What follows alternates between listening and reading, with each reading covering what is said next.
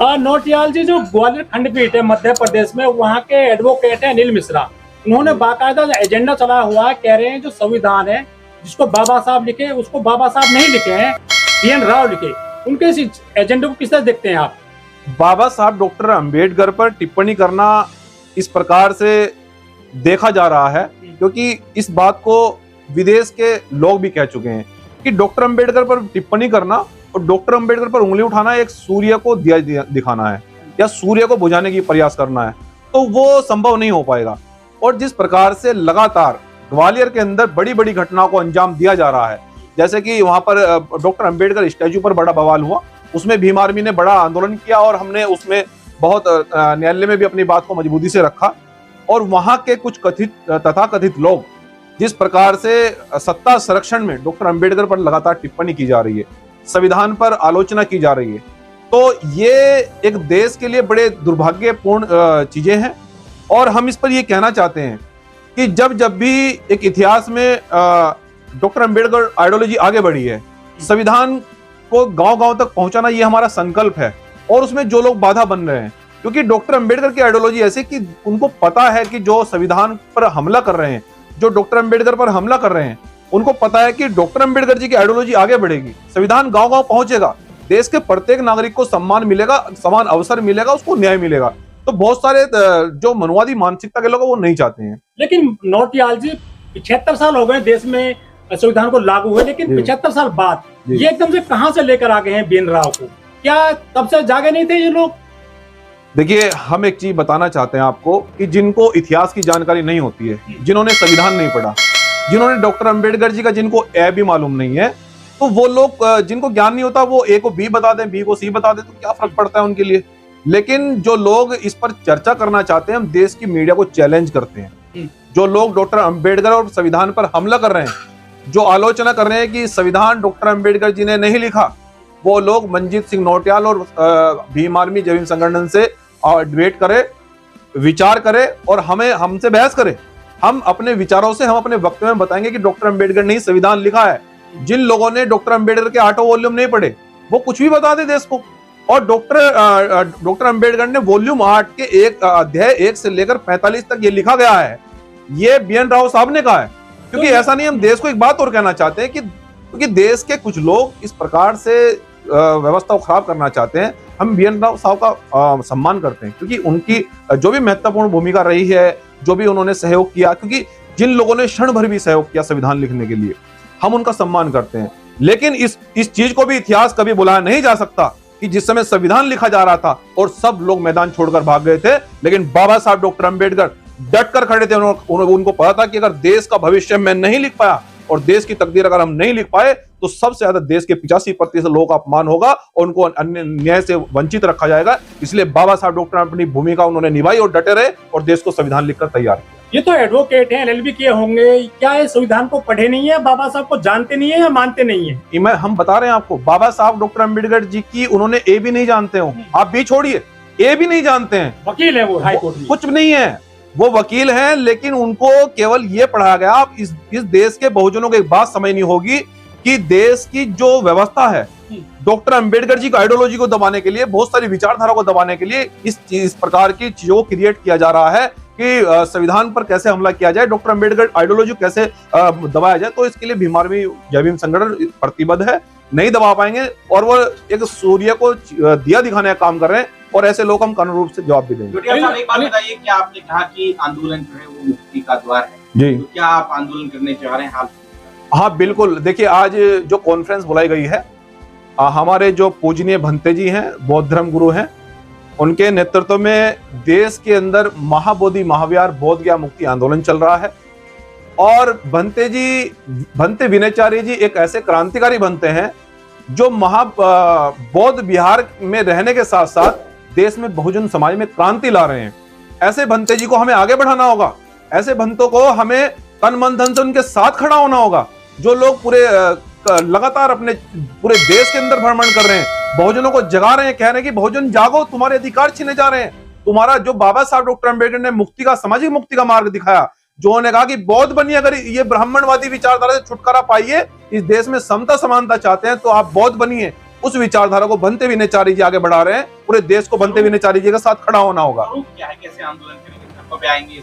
संवैधानिक रूप से आंदोलन करेंगे। हमारा मार्ग संवैधानिक है, हम संविधान को हाथ में लेकर आंदोलन करेंगे। और आज इसीलिए इसी संबंध में प्रेस कॉन्फ्रेंस बुलाई गई है। आज तारीख भी तय होगी, समय भी तय होगा और पूरे देश का बहुजन और बुद्ध को मानने वाले लोग बहुत जल्दी एक इतिहास लिखने जा रहे हैं। अनिल मिश्रा कह रहे हैं कि जो बाबा साहब थे वो तो गुलाम थे अंग्रेजों की।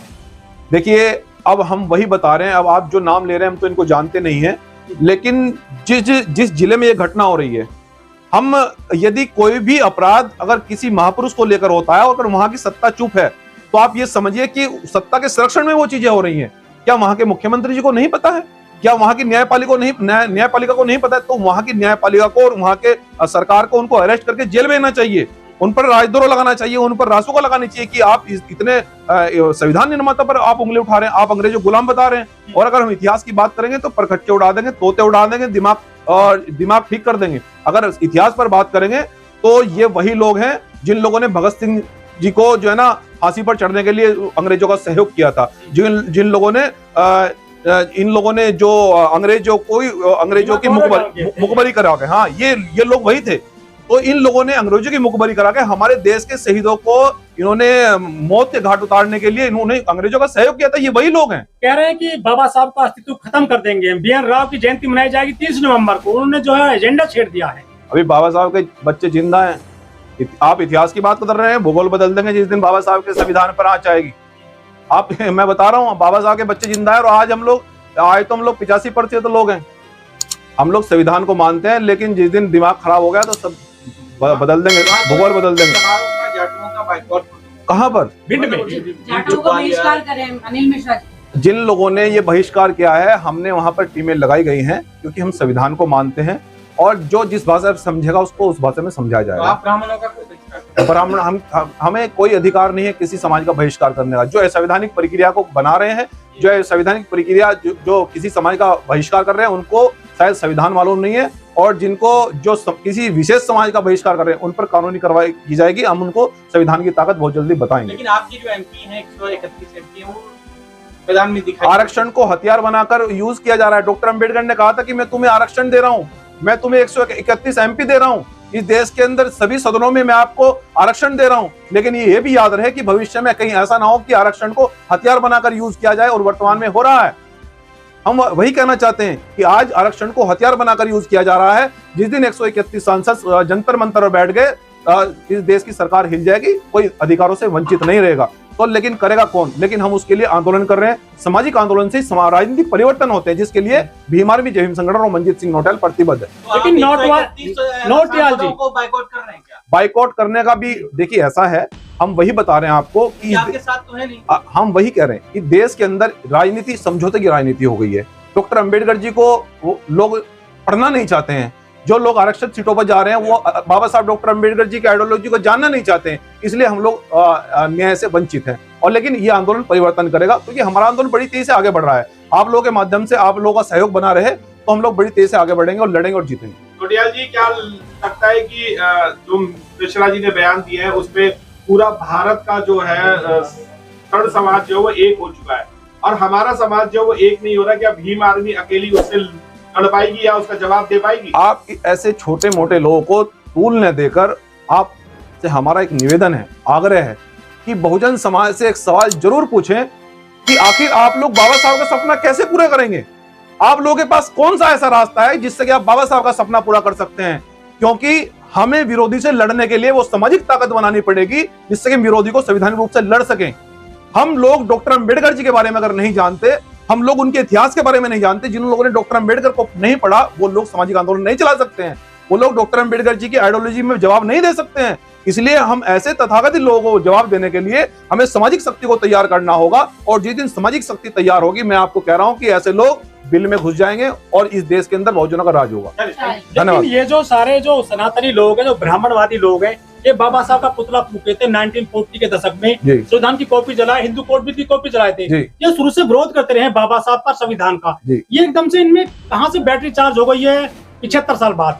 देखिए, बाबा साहब डॉक्टर अंबेडकर जिस समय देश के लिए संघर्ष कर रहे थे, ये ये जो है ये घटनाएं बाबा साहब डॉक्टर अम्बेडकर के साथ भी हुई हैं और बाबा साहब डॉक्टर अम्बेडकर ने तो कहा है जीत पाएंगे बाबा साहब के लिए खिलाफ ये? बाबा साहब जब बाबा साहब लड़ रहे थे तब बाबा साहब अकेले थे।